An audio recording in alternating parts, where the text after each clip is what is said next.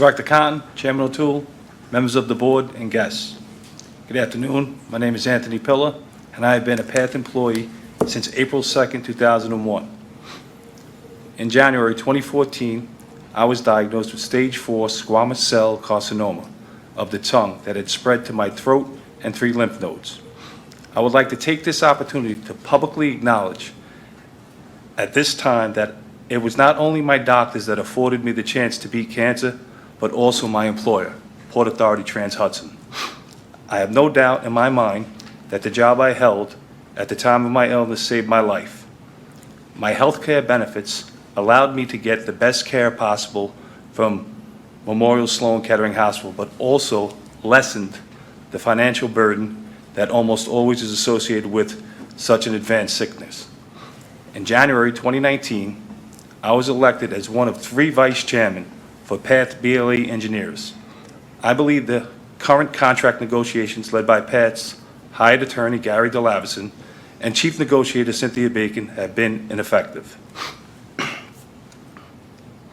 When Mr. DeLavison does show up for a scheduled meeting with union officials, he presents a negative and uninterested attitude that is frankly insulting to the members I represent.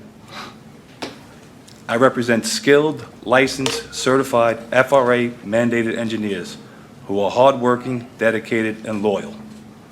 PATH BLE engineers have consistently and safely continued to move our passengers through the tubes before, during, and after terrorist attacks, superstorms, blackouts, floods, snowstorms, and New Jersey Transit's summers of hell and other problems. Those are just the worst of times. Let's not forget the many holidays, parades, and celebrations when record number of passengers crowd the terminals and trains. Mr. DeLavison and Ms. Bacon's proposals of healthcare contributions that would put an unbearable financial strain on our members, substandard wage increases that are well below cost of living increases for the past 9 years, and underfunding of our pensions are all unacceptable and unsatisfactory. I am here today to ask the board to help restore negotiations to a more productive and respectful standard. I represent union members who are eager to have fair and meaningful conversations with our employer to finalize our long overdue contract. Board members, PATH has an aggressive agenda already in the works. Let's accomplish it together. Use some of the energy you have for the growth of PATH's future to settle the forgotten union members on the property's contracts. For example, we came together in a time of crisis at 9/11. Let's do it again for the growth of PATH. My members are the foundation of this railroad. How about you stop forgetting about us and settle our contracts so we can fulfill the public's needs together? Thank you for allowing me to speak today. Thank you. Arthur Blakely. Good afternoon.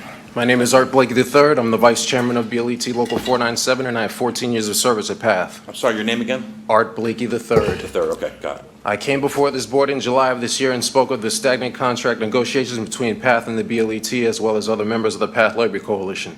It pains me to inform you that while the Brotherhood once again came to the bargaining table in good faith and with willingness to work out an agreement, the same cannot be said for the Port Authority's outside counsel, Gary DeLavison, and the rest of the PATH negotiating team.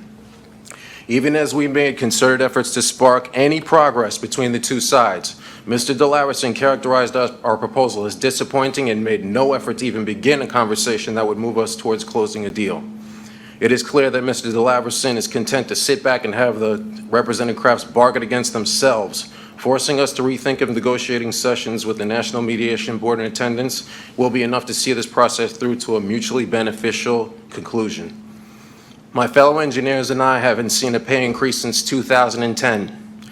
That means that PATH's ridership, as Director Cotton just stated, the property values in the region, and our own cost of living rises ever upward as we are forced to pay those increased costs with wages scaled to the economic climate of Presidential Obama's first term in the White House.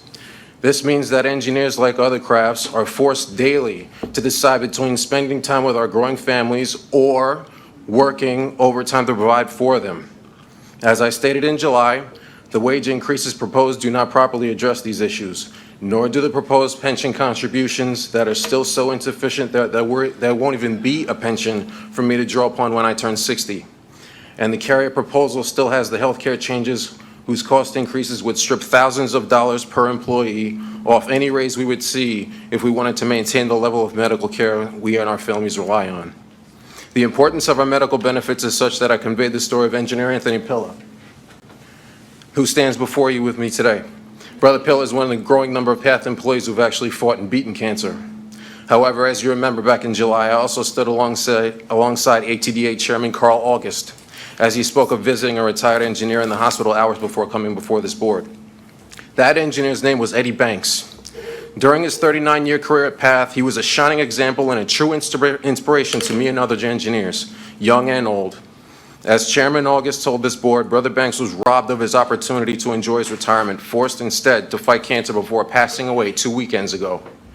His fight was the same as those endured by Jules Webster, Steve Christopchik, Frankie Combs, Dave Sampson, John Schell, Dwayne Wade, and Stan Thomas, all engineers who lost their battles with cancer while I've been employed at PATH. Most of them, they didn't even get a chance to enjoy their retirement. They didn't make it. Therefore, I beseech this board to intervene in our negotiations and help us protect what we so desperately need. Thank you. Thank you very much. Mr. Weissman.